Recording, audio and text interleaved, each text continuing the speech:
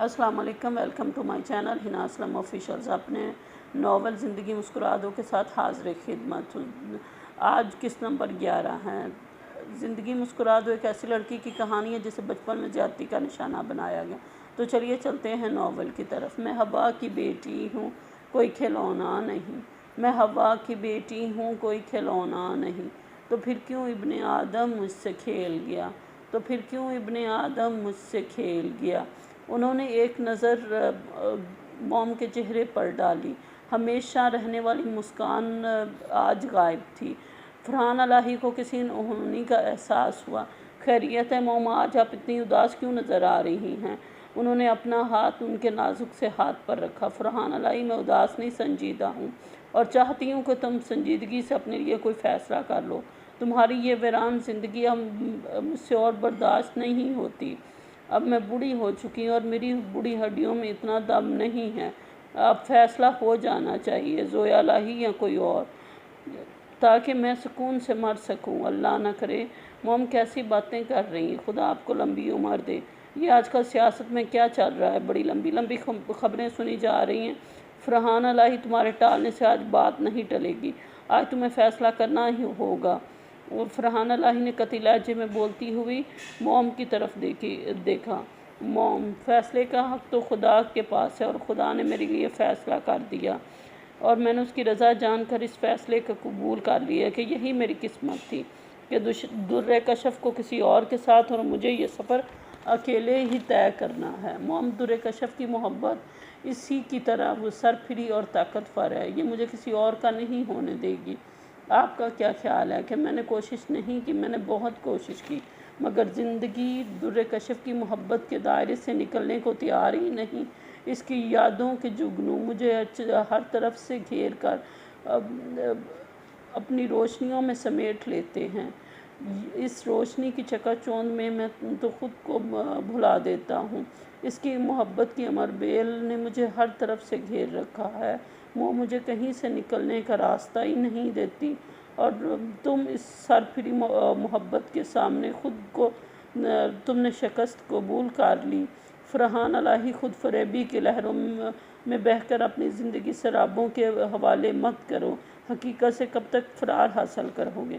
نہیں موم، میں حقیقتوں سے فرار حاصل نہیں کرنا چاہ رہا، بلکہ انہی حقیقتوں میں جینا چاہ رہا ہوں۔ در کشف میری ذات میں اتنی مکمل بستی ہے کہ شاید اس نے خود کو بھی اتنا مکمل نہ دیکھا ہو۔ محبت سیب کی طرح ہوتی ہے، ہمارے چاہنے سے یہ کب ہمارا پیچھا چھوڑتی ہے۔ دھیما سا بولتے ہوئے فرحان الہی کا ہاتھ اب بھی ان کے ہاتھ پر تھا۔ فرحان الہی، اتنی بڑی جائیداد کے وارث کا ہونا بھی ضروری ہے، یہ بھی ایک حقیقت ہے۔ اس سے نظریں کیوں چرا لیتے ہو؟ موم نے انہیں شادی کے لیے قائل کرنے کے لیے دوسرا پتا پھینکا، مگر بازی پھر نہیں پلٹی تھی۔ موم، وارثوں کی بھی کمی نہیں۔ سائم الہی اور در کشف کے بچے اتنی بڑی جائیداد کے وارث ہیں نا۔ آپ یہ کیوں حقیقت بھول جاتی ہیں کہ وہ چچا کی جائیداد کی اکلوتی وارث ہے؟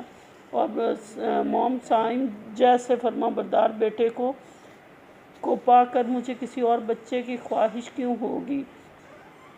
فرحان الہی، مانا کہ تم دلیلوں سے لاجواب کرنے کے ہنر سے خوب واقف ہو، مگر میری خواہش بھی اتنی ہٹ درم ہے جتنی تمہاری محبت۔ یہ بھی اپنی جگہ سے ایک انچ نہیں ہلے گی، اور یہ بھی پسبا ہونے سے نا آشنا ہے۔ تمہارا بسا ہوا گھر دیکھنا میری سب سے بڑی خواہش ہے۔ کیسے بیٹے ہو فاری تم؟ اپنی ماں کی خواہش پر کسی لڑکی کی محبت کو ترجیح دے رہے ہو۔ تمہارا یہ ادھورا پن تمہاری ماں کو کس قدر اذیت دیتا ہے۔ کاش تمہیں اس کا اندازہ ہو تو تم اپنے لیے کوئی بھی فیصلہ کرنے میں ایک پل بھی نہ لگاؤ۔ موم، اگر آپ کو اندازہ ہوتا کہ یہ ادھورا پن میری تکمیل ہے، مجھے اسی میں جینا اچھا لگتا ہے۔ میرا دل، میرا گھر اسی سے آباد ہے جو میرے دل میں بسی ہے۔ نہ وہ میرے دل سے گئی ہے اور نہ وہ اس گھر میں سے گئی ہے۔ میرے کانوں میں آج بھی لان میں فوارے کے پانی سے کھیلتی ہوئی در کشف کی آوازیں گونجتی ہیں۔ آؤ فاری، دیکھو رنگ برنگے پانی سے بھیگنا کتنا اچھا لگتا ہے۔